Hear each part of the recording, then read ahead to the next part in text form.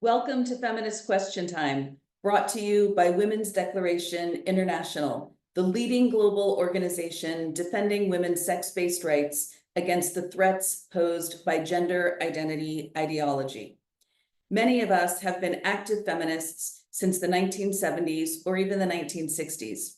We were not surprised when this new attack on women came along, and we have not changed our analysis. In 2018, we wrote a declaration on women's sex-based rights, which lays out our position. It has been signed by nearly 40,000 people from 160 countries and is supported by 547 organizations.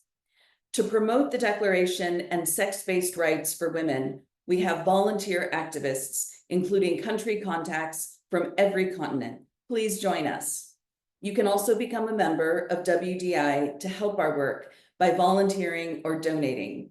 You can always email info@womensdeclaration.com or find your country contact on the website.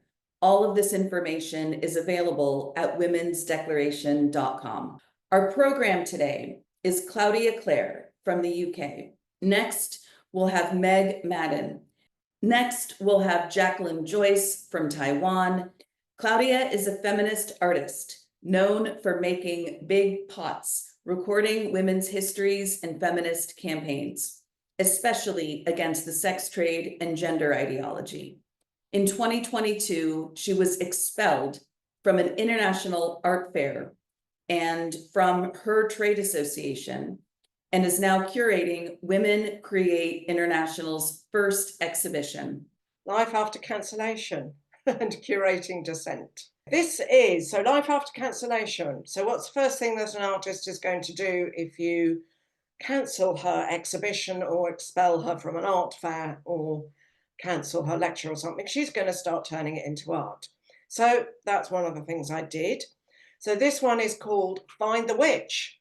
And I showed, there's an image of it with me just to show scale. It's a large pot that is 82 centimeters high, or in American, that's a bit under 3 feet or something. The detail on the left shows the people that cancelled me, the expulsion team. And they were a team of about 7 different people. The pantomime horse is the Craft Potters Association, which is my trade association. I've included that man, Sarah Jane Baker, I can't remember what his actual name is now. Behind him is Professor Geoffrey Till, who was head of school, who was instrumental. Leading the pantomime horse is the architect of the whole thing, who was called Duncan Hewson, and he was the course leader of the ceramics department, and he was organiser of Ceramic Art London at University of the Arts London. So that's a bit of detail on what it's about. When you have a very big pot, it has a lot of different views. So if you think of it in painting terms, you're getting about 5 for the price of 1. So on the left we have basically that Duncan Hewson was leading the ramshackle cavalcade that went out on the witch hunt. And this is the ramshackle cavalcade here. So we've got the, what do they call the clownfish? That's right. And we've got the furries, and we've got the men on rocking horses. And that's the prophet Judith Butler on her donkey riding into the holy city of Brighton or whatever. And then on the right-hand side, those are the high horses, because obviously when you are rousing a team to expel an artist from a major art fair, you need a lot of high horses. So those are the high horses, and you need lots of hounds. So there's a whole fleet of hounds there as well. And then I featured that sort of pink smoky stuff. That's some of Kathleen Stock's tormentors. And those rather colourful characters are some of Jenny Lindsay's tormentors. So I tended to include some of the tormentors from women who I'm friends with, just because I was quite intimately acquainted with what went on for them at the time. So that's sort of how the pictures get there. Now, that very big pot was made for my first ever, actually, solo international exhibition, which was in Poland, in Warsaw. the Centre for Contemporary Art, and this is an image of the show as a whole. So one of my ironies about being cancelled is that, of course, feminists step up and in the art world, people who are really committed to free speech, really committed, will step up and help you. So in that point from when that particular cancellation happened, and it was one in a long line, I've actually had this problem, goes right back to 2010 in my case. So it was, you know, the last of 7 or 8 of them. And then that was followed by this sort of domino effect of follow-on cancellations, which led up to October 2022, which I actually think was when I first spoke to WDI. And then it was 23, I was offered this show in Poland because there was, for a brief moment, this particular major art gallery in Europe was, the director was really committed to free speech. And so I applied to do a show there and had the idea accepted. And so that big pot that I made was shown there. So it's on the right-hand side of the image, the third pot in from the right. That first pot, the blue and black and white one, that was one that a picture of it was shown in one of our major institutions in the UK. And the woman that organised the talk where the picture was shown actually was investigated by HR and threatened with the loss of her job just for showing a picture of that pot. So this exhibition is full of pots I can't show in the UK, but they have shown in Poland. You know, an additional irony, because it's not really known as a bastion of kind of feminist expression and free speech particularly, but at that moment in that institution it was. And it's just another shot from further back. So it's a huge room. And they showed 23 of my pots, 2 enormous drawings, which you can see suspended at the end, and 3 short films.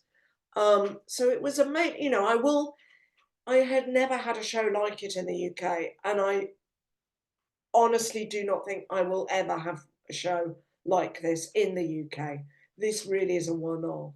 So fast forward to 2024, what I actually then started doing was curating. By chance, I thought the sun had come out briefly. Because I was invited to show work with a small gallery in London, and I thought, oh my God, I've been uncancelled. There's a woman with a small gallery who is brave and committed to free speech, and she knew what had happened.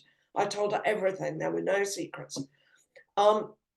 So I made the next group of work, this is Every Gender, which was based on the medieval mystery play, European mystery play, which is called Every Man, which for anyone familiar with Christian theology and kind of writings, it's basically a pilgrim's progress, or you can even see it as just a hero's journey, really. So it's the quest in 4 parts, and it was the main perpetrator, the main witch hunter general, his vision from the gender genie that if I was included in the program, the whole show would be cancelled and everything would be terrible. There would be a plague of locusts and hellfire and brimstone. And on the right-hand side is just one slide from the show that I curated, because the gallerist asked me to put my work in the show and curate an exhibition around it, which I did. And it was called Vice and Virtue. And it was basically 5 artists' response to the rising religiosity and fanaticism of social justice movements. So again, I didn't really restrict it to gender. I wanted to see what people would do. But I mean, 4 of the 5 artists I knew to be sex-realist feminists. I didn't know if the other one was or not. I was just interested in what she would do. And it turned out, of course, she was sex-realist, but it was really interesting. And these are just 3 of the other pots from Every Gender.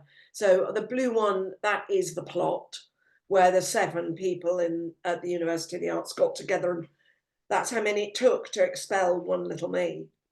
And then the one next to it, the green one, that's the witch hunt. So in a kind of reduced version.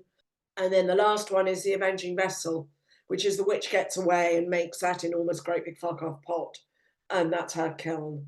And she's finding it. It's a very, very basic, simple story in a way. But it was a way to record the process and make 4 nice jugs. And, you know, it was good, very good therapy for me. And it, you know, meant that I turned the whole story into a work of art, and I got all the different protagonists onto it. This is from Conchi Artist. This is the slide from Walking on Eggshells. And Conchi will also be showing this in Women Create. And that's the show I'm now curating, which is 30th and 31st of May. So at the end of this month, it's in 2 weeks' time. Conchi is one of our main artists, and she'll be showing in there.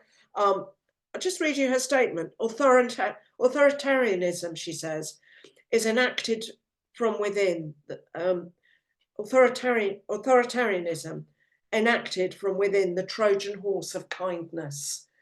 And the main soundtrack to this is a sort of demented clown hitting people over the head, going, "Be kind." It's quite menacing, actually. And they staged the performance actually at the gallery where we showed Vice and Virtue. So here's the gallery again. This is Verena and Mituchera, who run the gallery and who showed this.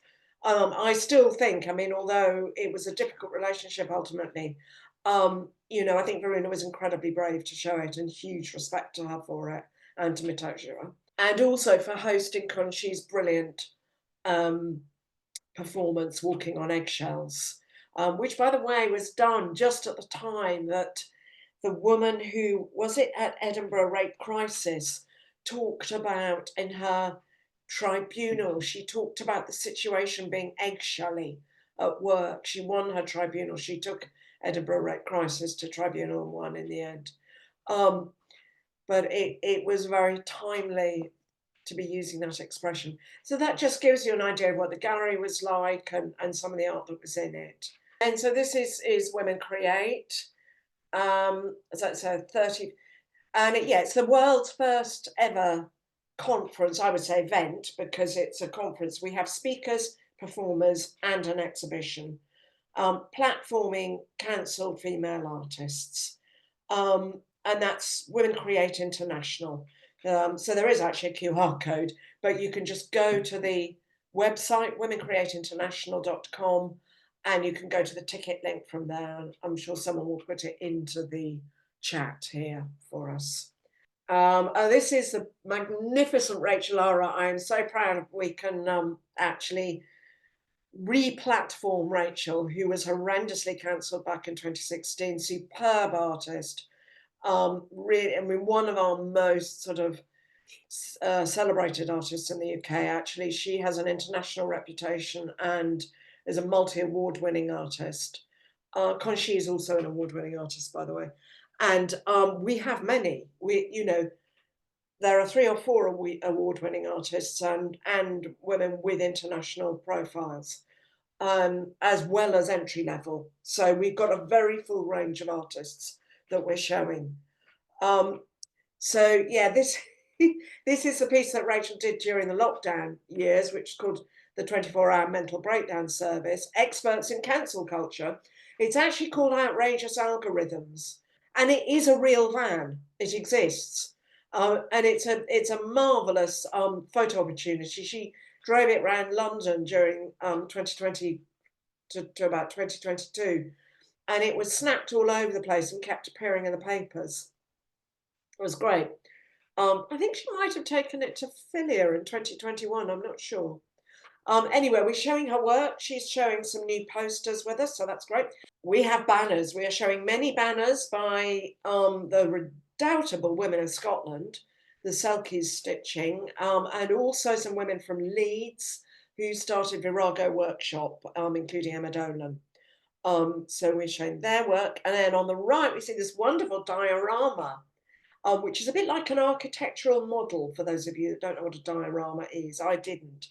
So I'm assuming there are probably others as well. And so that's an image of Let Women Speak, and I absolutely love it. We will have so many banners, you won't know what to do, honestly. And then these two, on the right, we have Pomidor, who are a Russian group, Maria and Polina. And so they are emigres, they are Russian dissident artists. They found themselves unable to be critical of the war and were threatened with arrest and imprisonment as one of those banners they made shown. This is from a different exhibition, but they're making a completely new work, especially for us. Maria, one of the two women, is Jewish, and she now lives in Israel. And on October the 7th, she expressed sorrow for her people back in Israel. And as a result of that, only hours before their exhibition was due to open, it was pulled because of that one Instagram post. And on the left, we have Karen Garfin, British Jewish woman who produces, this is called Silence, this one on the left, sorry. And she's also an embroiderer and textile maker, but primarily embroidery, and does beautiful work. She's another, I mean, both these two, the Pomidor and Karen Garfin, they are award-winning artists with major international reputations. And Karen was expelled from the 62 group with whom she'd been showing for 17 years, again for doing this memorial work for October the 7th, and it was deemed unshowable. So we are very, very, very proud to be platforming them and delighted. And I was expecting an exhibition of mainly artists dealing with gender, but no, it's fairly evenly spread. We've got women who have, and I'm sorry I didn't show any of their images actually, that was an oversight on my part, but one of the most strongly represented is women from Muslim majority countries and ex-Muslims, and also one woman who is a survivor of Opus Dei, which is a Roman Catholic cult. And they are all showing work that critiques religious fundamentalism. And so they are a major represented group within our exhibition. And also women who are survivors of the sex trade. I'll actually be showing my work that is about that, rather than the work that I showed at Vice and Virtue, because I also have equal amounts of difficulty showing work critiquing the sex trade in the art world, because only one political position is deemed acceptable, and it's not the abolitionist one. So I'll be showing that work. So it's quite a complete range, and more or less evenly spread, actually. Meg is a married mom of 3 who became involved in resistance against gender ideology after her volunteer work with breastfeeding mothers was impacted. She's a sex realist advocate for women, parents, and children. She lives in the state of California in the United States, and she works with Women Are Real. Women Are Real is a grassroots group of women dedicated to elevating women's voices and promoting women's rights, dignity, and safety in this time of gender ideological madness. Our logo is inspired by the American suffragette movement. This is Alice Paul, founder in 1916 of America's National Women's Party. We deliberately use very simple introductory language, or we hope it's simple. We assume most people don't really understand what's happening with gender ideology or why it matters for women's rights. So we start with the basics. Here in this little statement, we specify sports, locker rooms, prisons, and shelters, just to give some clarity to the idea of women's spaces that are being invaded. This is not intended to be an exhaustive list, of course. The story of Women Are Real starts back in November of 2016 when this entire family, lesbian couple Charlotte Reed and Patricia Wright, and their adopted son Benny Wright, were murdered in their Oakland, California home. The story of this horrific triple murder is well recorded by Clare Dansky on her Substack. So if you are not familiar, please check that out.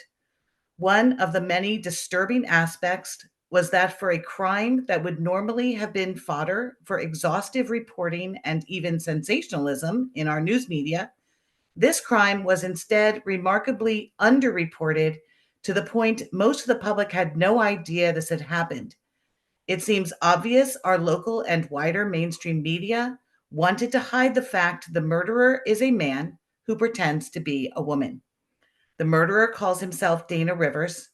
Rivers was arrested and jailed shortly after the murders, but his trial did not occur until 6 years later. Meanwhile, in July of 2022, two women met at the first ICONS, which is the Independent Council on Women's Sports, conference in Las Vegas and realized they were both from San Francisco. One is lesbian activist Julie Lane, and the other is Cynthia Cravens, who later ran for a California State Senate seat against Scott Wiener. I'll be talking about him more later. San Francisco, where Julie and Cynthia live, and Oakland, where the Reed Wright family lived, are part of an area of Northern California known as the Bay Area, so named for the San Francisco Bay. This area is well known for being a hardcore Democratic Party stronghold in California, a solidly Democratic Party state. It is a painful fact that the American Democratic Party has gone all in for gender ideology. This poses a unique difficulty for Bay Area women who are sex realists, especially if they otherwise politically lean towards being a Democrat. Cynthia and Julie thought Bay Area women needed to know they were not alone and have a safe place they could meet like-minded women and discuss their growing concerns about gender ideology and its encroachment on women's rights. So they founded San Francisco Turf Central to connect with other women and create such social opportunities. They also courageously began to do simple street actions and post pictures online, like this one here, where they were protesting at a gender clinic. By early 2023, their actions had caught the attention of other sex realist women around the state, and SF Turf Central inspired Sacramento Turf Central and Los Angeles or LA Turf Central. These are small, locally focused, independent groups using a similar model. Realizing there was a media blackout on the Rivers trial, a small number of women attended the first day of the trial on October 17th, 2022, including Cynthia Cravens and eventual Women Are Real founder Jane Burns. These women began talking with each other, they went out to eat, and the seeds of Women Are Real began to take root.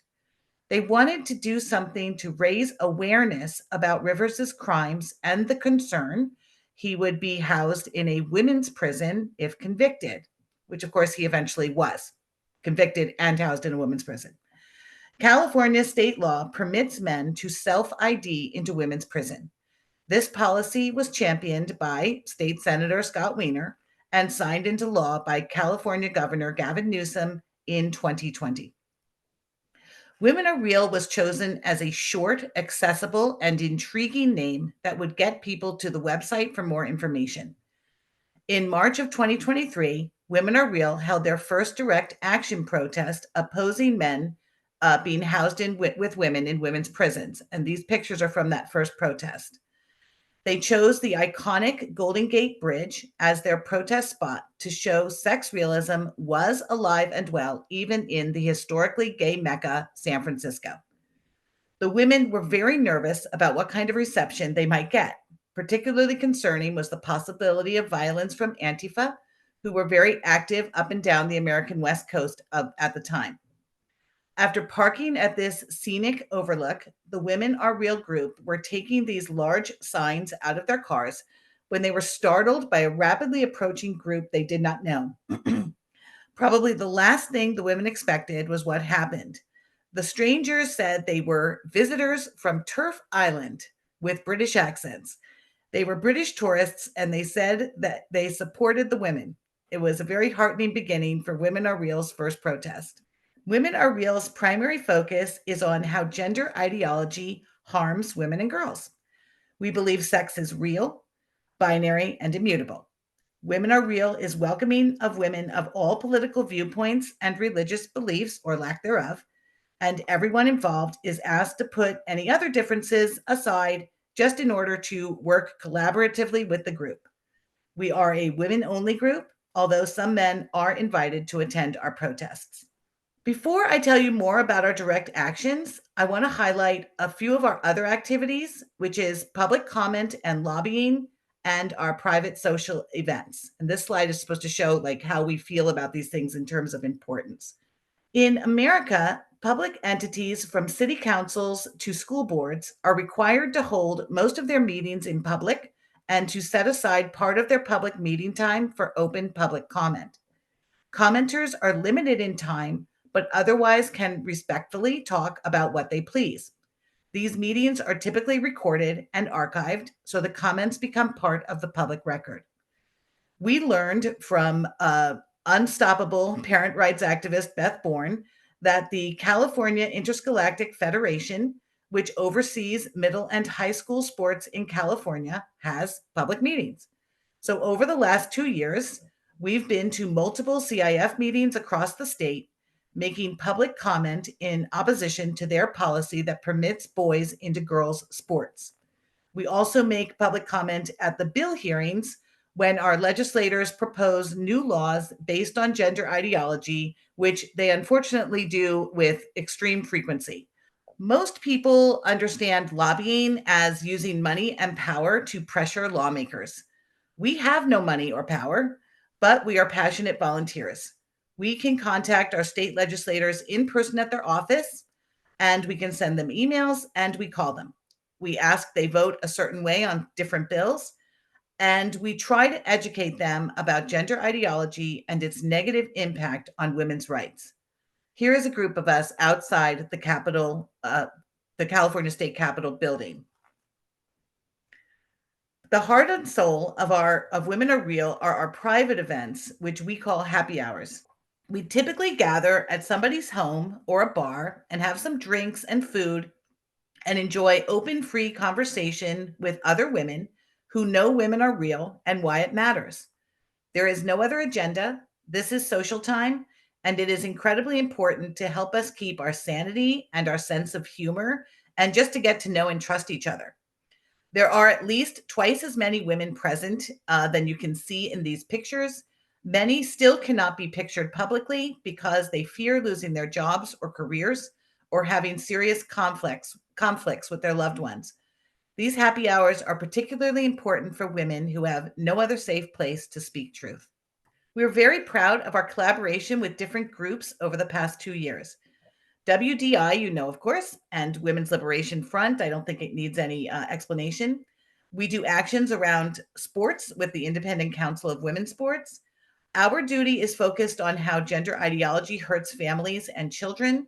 We work with our duty co-lead, Erin Friday, who's an incredible advocate in California. CAUSE is a very new group that originated with members of SACTURF and Women Are Real. The acronym stands for Californians United for Sex-Based Evidence in Policy and Law. CAUSE has similar goals to Women Are Real, but membership can include men, and we have a heavier focus on political lobbying. At least that's what we're envisioning. And of course, we're specific to California. Next, I'm going to run a short video, or Joe's going to run it for me. And just to set it up, this is a protest we did in March after a brave woman named Elizabeth Kenny went public about a confrontation with a naked man in a woman's locker room at her local YMCA.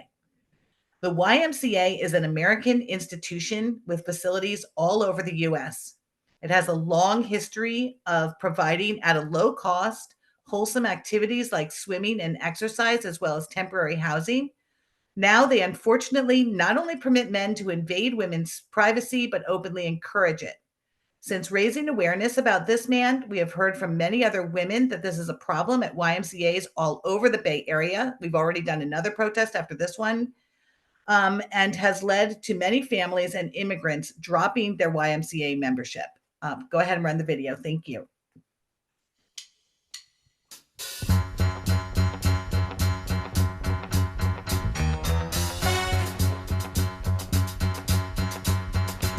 Well, I tumble out of bed and I stumble in the kitchen for myself a cup of fair fish and then yawn and stretch and try to come alive. Well, I jump in the shower and the blood starts pumping out on the street. The traffic starts jumping and folks like me on the job from 9 to 5. Working 9 to 5.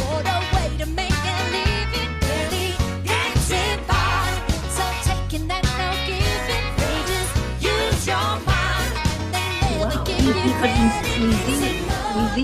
women's locker. Yeah. Maybe it could be the same man. You saw But the one I saw is quite young. Yeah. The one I saw is quite young. Yeah, well, So they just allowed him? Yes.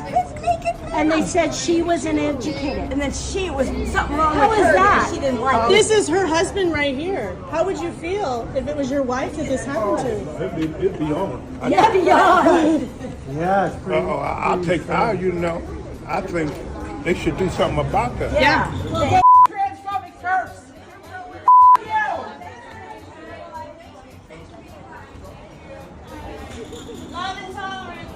I can see what you're doing, Okay, and cool. I'm glad you're doing it. Oh, thank you so much. Thanks for your support. You have these young girls who have to bear witness to a grown man's genitals. And how can you not say that that's wrong? I guess I would just like to see proof of it. I don't know. More so than anything. She witnessed it. But it's right here, you have a witness. I'll take one. I bet you don't go into women's locker rooms. I love you. Wow. You and all your time, your failure to tolerate. What about women? What about women and girls?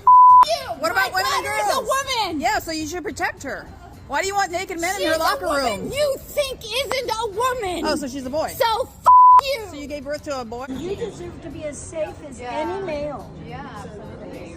I mean, we're facing all the time. Right? And this is your home. You shouldn't feel as though you can't enjoy these services. I know. Thank you so much for doing this. Yeah.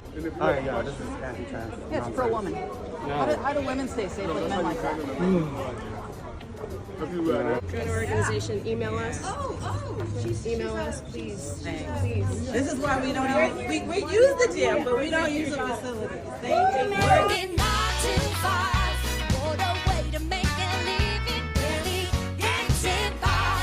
So taking that no giving, they just use your mind, and they never give you credit. It's enough to drive you crazy. We vet our members and we plan our events using private communication. Typically, events are not publicized outside of the group ahead of time, although we usually contact media and local law enforcement with our location once the event is scheduled and to go.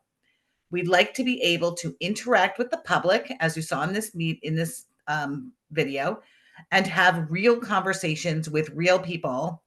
And we keep quiet prior in order to avoid attracting a loud, disruptive crowd of counter protesters who would scare the regular people away. We keep our events short. Around 2 hours seems to be the sweet spot. We might assign a few spokeswomen depending on the event, and we try to have a dedicated videographer so we can capture the event, or more than one. A woman named Mello, who is Rev Fox Online, is a wonderful documentarian. Either she or Jane typically put together our photos or videos. Editing fun videos like this one is time consuming, so we aren't able to do that for every event, but we always post at least some photos and clips of videos and commentary, and each time we do, more women reach out to us. Just to quickly highlight a few of our actions over the last 2 years. This is a Let Women Speak inspired event that we did early on called Real Women Speak. A boy was competing against girls at the big state finals of a high school track meet so we protested. This was 2 years ago this month. Boys and girls high school sports is increasingly common here, and we have a high profile controversy again this year at the upcoming state track meet. What can I tell you about Scott Wiener? He is a California state senator, and his district is San Francisco. He seems to wield outsized power and is single-handedly responsible for almost all of the terrible gender laws passed in California over the last decade. So when Kelly J. Keene was in America in 2022, she confronted Wiener during a live stream, and he hurried away rather than responding. So when he announced he would be one of the sponsors of a Halloween-themed costume party public event in October of 2023, Women Are Real saw an opportunity to have a little fun. Several women dressed up as Kelly Jaclynn and went to the event and asked Scott and his staff some questions on camera. The following year, in 2024, Women Are Real was back at the same event dressed up as rights-hoarding dinosaurs who want to protect children from gender ideology. This is a bike and walking path over a busy highway in San Francisco. You can't see the highway, but here's the path. These signs are very visible to dozens of cars per minute driving underneath. This was right after the Olympic boxing outrage. Many drivers showed their appreciation by honking their car horns. This is Bernal Hill Rock, located on a roadside in a San Francisco neighborhood. For decades, it has been an informal, free speech campus for political and artistic expression. One of our brave TERFs made good use of this opportunity, sparking a paint-over battle and much chagrin on social media from the trans activists and their supporters. My favorite Women Are Real project is our podcast, hosted by founder Jane Burns and very active protest stalwart Judy C. The podcast is interviews with women about their personal peaking stories. I think we all remember the moment we realized something very strange was going on when it comes to gender ideology, and I absolutely love hearing these women's stories. The podcast is available on Spotify and Apple Podcasts, and many of our members have been interviewed for this project, as well as women across the U.S. If you would like more information about Women Are Real or would like to inquire about joining, our website is womenarereal.org, and we are at Women Are Reals on X. Thank you so much. Jaclynn is completing a PhD in philosophy, is a lecturer at an American university in Taiwan, and is co-founder of the Taiwan Women's Association and a member of the newly formed LGB Alliance Taiwan. We will hand it over to Jaclynn. Jaclynn, welcome. I am the Taiwan country rep for WDI. I'm also the state of Hawaii representative. And I'm going to be talking to you today about what's going on here in Taiwan. I am originally from Hawaii. I teach at a university here in Taiwan. I've been here for many years. I'm a permanent resident of Taiwan. All right, so just to give you, if you're not aware of what's going on in Taiwan, or if you don't know me, basically how this all started in Taiwan, to give you a very short overview, is that in 2021, I published a series of articles that came out on Feminist Current about self-ID in Taiwan. The first trans-identified male was allowed to change his sex marker to female through self-declaration. And I had been writing about gender ideology trickling in, seeping into Taiwan before that. But this was the first time through those 3 articles, the series that I did, news about what was happening in Taiwan was reaching the English-speaking world. So through those articles, I was able to have my work translated into Chinese, and those articles were like wildfire throughout the feminist community, women's rights activist community, across social media. Basically, all of those women got together because they weren't aware that this was happening on this scale. They got together in Taiwan. We started drafting petitions. We started doing door-to-door campaigns. We started to organize from the grassroots up. And now, 4 years later, we have made major strides. And we have government-recognized organizations now that are pushing back against this. So that's kind of how we got from there to now. Let's talk about what is going on in Taiwan. Topics for today, we're going to talk a little bit about why Taiwan? Why is this happening here? Why is it happening now? Taiwan is sort of hitting its stride with peak woke, as I call it. Why is this happening now? Foreign funding and foreign influence in the country. Surrogacy, we're going to touch on a little bit, and other issues that are under threat in the country. In case you didn't know where Taiwan was, I don't know. I want to make sure everybody's on the same page. So I'm waving at you from that little blue island. I left one small island in Hawaii to come to another small island, as one does. So what is going on in Taiwan? Well, there's a lot going on, starting with the fact that if you watch the news, you might be aware of a little bit of tension that exists between China and Taiwan. Taiwan is geopolitically incredibly vulnerable. It's diplomatically isolated, and it is craving Western approval. It needs Western approval. This makes us, this small island nation, very easy prey for activist groups that want to test the limits of what they can get away with gender ideology in East Asia.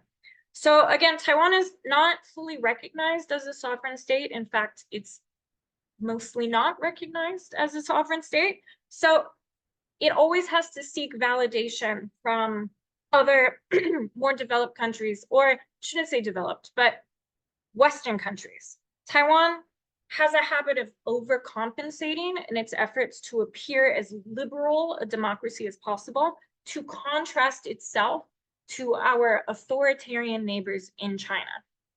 So it's kind of like a vicious cycle. The West praises Taiwan for being so incredibly progressive and adopting Western style ideologies like gender ideology. And this becomes like a badge of honor for Taiwan to be on the right side of history, to be on the side that the West is on. It also means that for a lot of Taiwan's education and their intellectual elites who are educated in North America, this is a great opportunity to import a lot of these Western theories wholesale. American postmodernism, mainstream feminism, queer theory. So a lot of local traditions, feminist thought are erased, are subordinated to these imported frameworks. And for a lot of Taiwanese people, it is still a fairly conservative society in many ways, and they aren't aware that a lot of this is happening. There's not a lot of things that get pushed through. The public is not made aware of it beforehand. A lot of Taiwanese people think this is all foreigner drama. This is all Western drama. They're not aware that this is happening here on the scale that it's occurring. Okay. I had to include this here because do you guys remember who this is? The Moroccan boxer, I think, made much bigger headlines. The Moroccan boxer in the Olympics, but please don't forget that Taiwan had Lin Yu-ting, who won a gold in women's boxing. In case you've forgotten, Taiwan really tried to sweep that one under the rug, threatened, I believe, to sue J.K. Rowling. Suspiciously, never happened. Shocker. As soon as Lin came back to Taiwan after the Olympics, Lin was given ad campaigns to promote women's menstrual products. Something I can very much assure you, Lin has never needed. And every time I see these advertisements around Taipei, my eyes roll back in my head so hard that I think I'm gonna have an aneurysm. Drives me crazy. So I had to include it because this was something big that happened in Taiwan. Okay, so foreign funding and influence, it's everywhere in Taiwan. NGOs, activist groups, foreign funding partnerships with Western organizations like Amnesty International, Open Society foundations have donated a ton of money into Taiwan and are aggressively pushing these ideologies. OFS, which is Soros, of course, donated $1 million to trans groups in Taiwan. Now, $1 million may not sound outrageously like a huge number, but it is in Taiwan because that amount of money goes very, very far here. Taiwan's Ministry of Education receives grants from international bodies to promote gender diversity education campaigns that target elementary and junior high school students. I don't know if you guys are aware of Susan Stryker, male lesbian, American, terrible person, very notorious for trying to close the Vancouver Rape Crisis Center. He is a huge backer to organizations here, including New Blue Magazine, which is an organization here that is very much supported by him. And a lot of these organizations started as gay and lesbian organizations. And we see this all around the globe, and it's happening in Taiwan. Taiwan was the first country in Asia to legalize marriage equality, same-sex union, in 2019.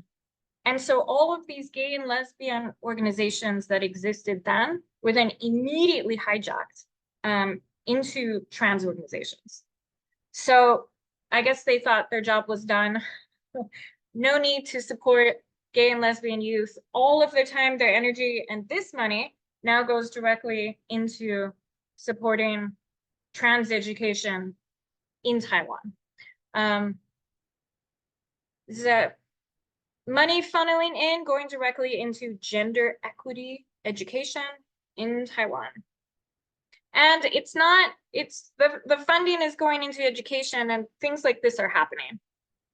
This is a fairly conservative society. This is not a society where it's common to have discussions about sex. And not only last year were these discussions being had with 13-year-old students, but things like gender identity surveys are starting to be given out. Students I saw the survey that was given to students in Taiwan. Parents were not told that this was being given to their kids. Have you had anal sex? Do you send naked selfies to people? What is your gender identity? Do you know anything about gender identity? And if not, what are you going to do to educate yourself? So this is already happening. It took me 6 months to find out this was happening because it's so underhanded. In January, Taiwan approved medical transitioning for children. So this is an example of Taiwan hitting peak woke. As the world is changing and realizing that these things are extremely harmful, Taiwan is going in the opposite direction. In January of this year, the Ministry of Health and Welfare released an LGBT care guideline, which outlines conditions for minors to have sex reassignment surgery. So once you're 12, you can have genital surgery. You can do any surgery you want, basically. Under the age of 12, puberty blockers and hormones. And we've asked for clarification on what this means, because the only thing that we can find that's been put out to the public is that minors between 12 to 18 can undergo medical transition with approval from a professional team. No one has been told what that means. We don't know if these are medical doctors, psychologists, plastic surgeons looking to make a profit. No one's explained that. It's all very vague and subjective. And that's what you often see here in Taiwan. You see rules like this being pushed through without any foresight into what it means or how it's going to be enacted, or even alerting the public that this was something that would be drafted and go into law. So this is happening now. And a few years ago, Taiwan National High School Games, it's the largest annual multi-sport event in Taiwan, brings high school athletes from the country all together. It's often the prerequisite for athletes who enter the Olympics as Chinese Taipei. They allowed trans-identified student athletes to enter as the quote gender of their choice. Non-binary students could participate in either the male or female categories without any restriction. So all happening in Taiwan. No quest for public, for anybody from the public to know about this before it happened. They just sort of pushed it through without telling anybody, and then they wait for the backlash. I wanted to include a slide about commercial surrogacy in Taiwan, because for a long time for us, for our organizations here, this was something that was very much on our radar and something we were very, very worried about. And I'm happy to say that this is a bit of a win for us. So basically, again, Taiwan is still somewhat conservative in East Asia, and same-sex couples and single women cannot access procedures like IVF. They can't freeze their eggs. They can't use sperm donors. So what organizations tried to do in Taiwan was bundle up together, allowing couples to have IVF and sperm donors together with surrogacy. And they tried to draft a bill and pass it through. They really overplayed their hand here, because people were not pleased it was just way too much for people in Taiwan to wrap their minds around. Right now, there's just too much controversy. So they've had to decouple these concepts. Right now, there's a bill to allow lesbian couples or single women to use donor sperm and IVF, and surrogacy is off the table, which is a huge win. We are very happy about that because these absolutely repulsive people, this organization, Men Having Babies, came to Taiwan in 2023 and had a huge conference. I think they very much expected, actually, a lot of us expected, that surrogacy was going to be passed and made legal in Taiwan, and they would have an opportunity to come here and purchase children. Very sad for them that their 2025 big conference that they were going to have in Taipei was canceled. And I think they're having it in San Francisco now. But yep, they didn't come back to Taiwan. So that is a huge win for us. We're very happy about that. A lot of the work that we're doing in Taiwan was sparked by self-ID, which began in 2021, goes by a case-by-case basis through the court system in Taiwan. So far, there have been 8 people since then, male and female, who have been allowed to self-ID, change their sex marker. That was our big concern. That's what brought us together as activists. But there are other things that have been happening in the past few years that are greatly concerning to us. Let's start with this photo. Let's see if we can spot the problem. So this photo was sent to me by a girlfriend who is a runner. She's also the mom of a small child. She was out running a few months ago, maybe 6 months ago, and she took this photo in the rain. She stopped what she was doing. She sent it to me and she said, "Jackie, what the hell is this?" And I said, "I don't know. What am I looking at? It looks like 2 men's restrooms. I see a man's bathroom and I see a all gender bathroom, which is just another man's bathroom because there's a urinal in there."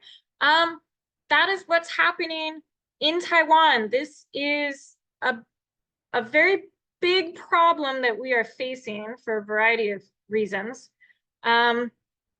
which I also wrote about. So what's happening now in Taiwan is there are 46,000 public restrooms nationwide. And thanks to that Western influence, the Ministry of the Environment here in Taiwan has decided to invest almost $9 million in the next 4 years to double the amount of gender-neutral public bathrooms. Now, what does that mean? That means that they are building bathrooms like this outside where they retain the male's bathroom and then create an all-gender bathroom. So they're getting rid of the women's bathroom entirely. And we went around Taipei and New Taipei, and we took photos of a bunch of these, inside and outside. And we found the same thing. We found a men's bathroom and an everybody bathroom, and the women's was gone consistently. They're doing that, and they're also creating large mixed sex bathrooms. So a large space with stalls, and just everyone goes in together. That is a very big problem for us. It's also moving into the realm of hospitals. So the first hospital to do this, I guess, was 2 years ago. But this year, you can see that there are many hospitals starting to do this. They're getting rid of single-sex wards. They're, in the name of gender friendliness, men and women are going to be housed together. If you go to the hospital and you have a baby, or you're just sick and you're in your most vulnerable state, you will possibly have to share a bed right next to a man in order to be gender friendly.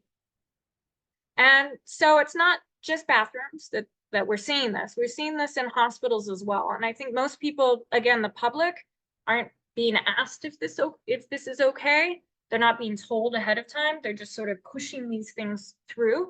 And I can't imagine what I would do if I were ill and I were in a room, like in the middle of the night, and I knew there were men next to me in the bed. I can't even imagine. This is what's happening.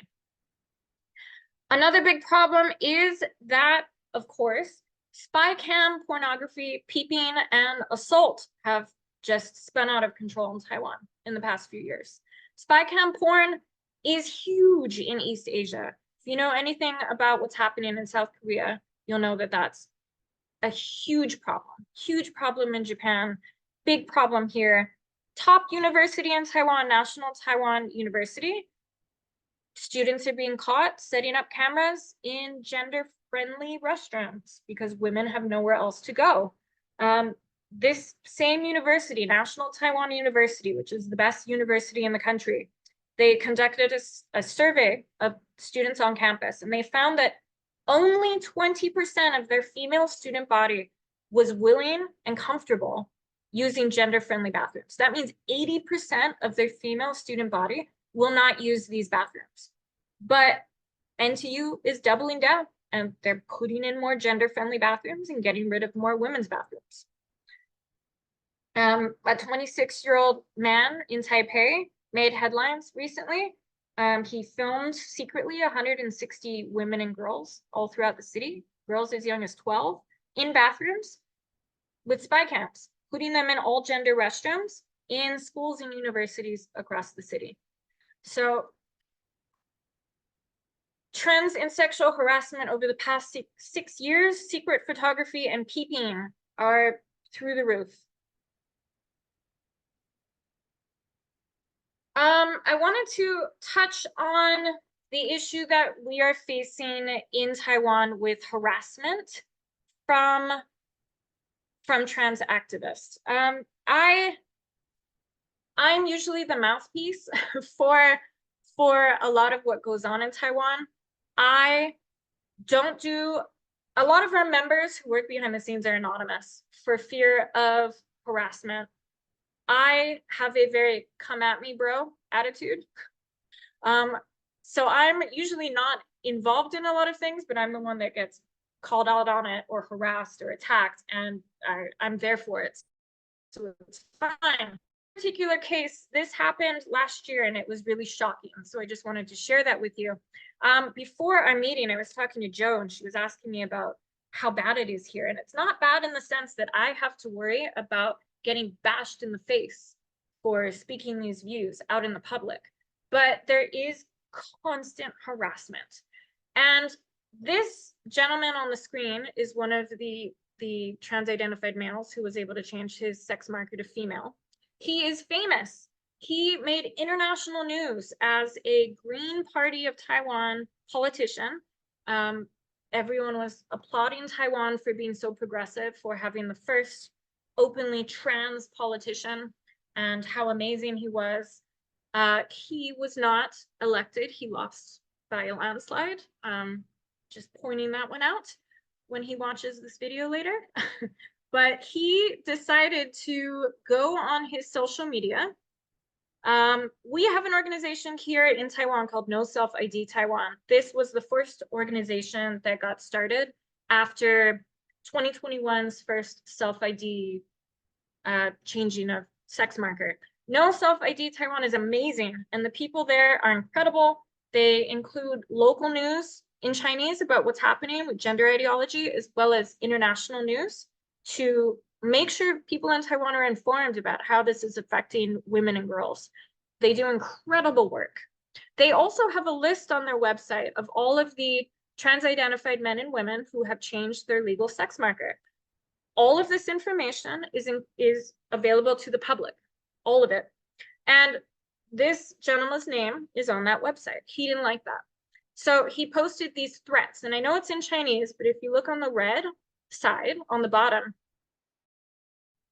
as a famous, well-known politician in Taiwan, and he works in tech, is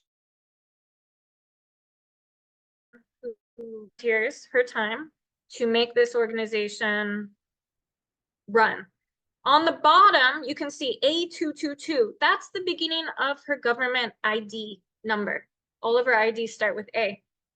He's redacted the rest. 09301, that's the first part of her cell phone number. He's redacted the rest. The bottom, her address, with some of it redacted, but you can read a little bit of it, with a threat that if we didn't take down his information within 24 hours, he would send that to the public, which is terrifying because I assume the purpose behind that would be that people would show up and burn her house down or assault her.